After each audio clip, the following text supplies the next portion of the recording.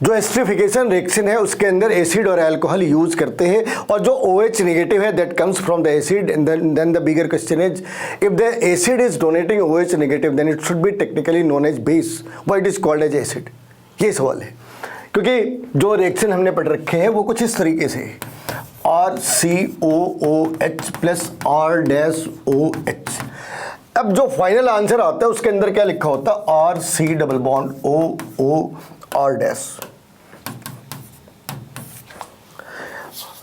और ये जो OH है ये यहां से मिसिंग है, ये H यहां से मिसिंग है। तो अगर इसने OH नेगेटिव जनरेट करी तो it should act as a base, तो हम इसे एसिड क्यों कहते हैं, यही सवाल है। तो आंसर बहुत इंटरेस्टिंग है। आंसर इंटरेस्टिंग ये है कि क्या वाकई में ऐसा होता या इसके साथ कोई और भी चीज़ है, कोई और ऐसा पैरामीटर है जो मिसिंग है। आंसर है यहाँ पे या तो H2SO4 लिखा हो सकता है या फिर HCl लिखा हो सकता है, कोई मिनरल एसिड का होना जरूरी है। और वहाँ पे मिनरल एसिड का रोल प्ले करता, वो उसने ही प्रोटॉन प्रोवाइड करना है। तो जो पहली प्रोटॉन आ रही वो बेसिकली एसिड से आती है। तो यहाँ पे जब अपन एसिड यूज कर रहे हैं, एसिड वर्ड यूज कर रहे हैं, तो एसिड वर्ड का मतलब है it's a mineral acid, it's not the organic acid. Organic acid is almost negligible, they don't have comparable strength with the inorganic acid. Inorganic acid organic acid के comparatively हजारों गुना ज़्यादा पावरफुल होते हैं। तो इस केस के अंदर क्या करना है हमने, इस केस के अंदर हमने क्या करना है, सबसे पहले जो नटसेल में बातें हैं वो ये कि सबसे पहले H2SO4 ने हो क्या रहा वो समझ लो। सबसे पहले जो एसिड है, एसिड ने H पॉजिटिव एक्सेप्ट करना है, कहाँ से, मिनरल एसिड से।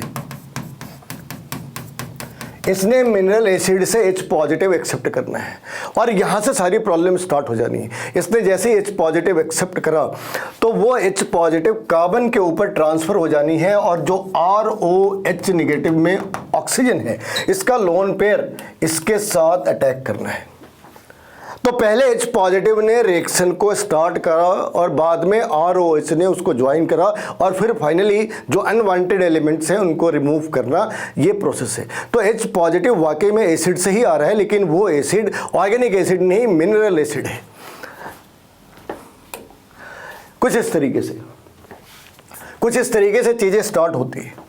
जो H पॉजिटिव था, इसका H पॉजिटिव था, वो अभी फिलहाल इस वाली जगह पे है, वो H पॉजिटिव इस वाली जगह पे है, और H पॉजिटिव जब इसके ऊपर आता है तो फाइनली वो ट्रांसफर होता है कार्बन के ऊपर, और कार्बन के पॉजिटिव चार्ज पे इस लोन पेयर ने अटैक करा, और फॉर टाइमिंग ये इस तरीके का एक कंपाउंड जनरेट हो जाना है जिसमें 2 OH है और एक OR ग्रुप है। अब ऐसी बात है, अगली बार क्या होना है, ये जो H पॉजिटिव है ये इसके पास जाना है और ये पॉजिटिव चार्ज भी इसके ऊपर जाना है। तो यहाँ से H तो गायब हो गई। हमने क्या क्या गायब करना है, हमने एक H गायब करना है और एक जगह डबल बॉन्ड लानी है। इतना काम तो करना ही, तभी तो वो एस्टर बन रहा। लेकिन अभी जो सबसे पहला काम है इस वाली पार्ट को यहाँ से गायब करना। ये पार्ट यहाँ से इस तरीके से गायब कर दी, इस पार्ट को यहाँ से बाहर निकाला, इस वाली पार्ट को यहाँ से बाहर निकाल दी। अब अपने पास एक OR ग्रुप है और एक OH ग्रुप है। जैसे ही तुमने इसे बाहर निकाला, डबल बॉन्ड इस वाली साइड पे और एक पॉजिटिव चार्ज यहाँ पे, डबल बॉन्ड इस वाली साइड पे और एक पॉजिटिव चार्ज यहाँ पे, और फाइनली ये पॉजिटिव चार्ज इस H के साथ बाहर निकल जाना, C डबल बॉन्ड OCH3 बच जाना है।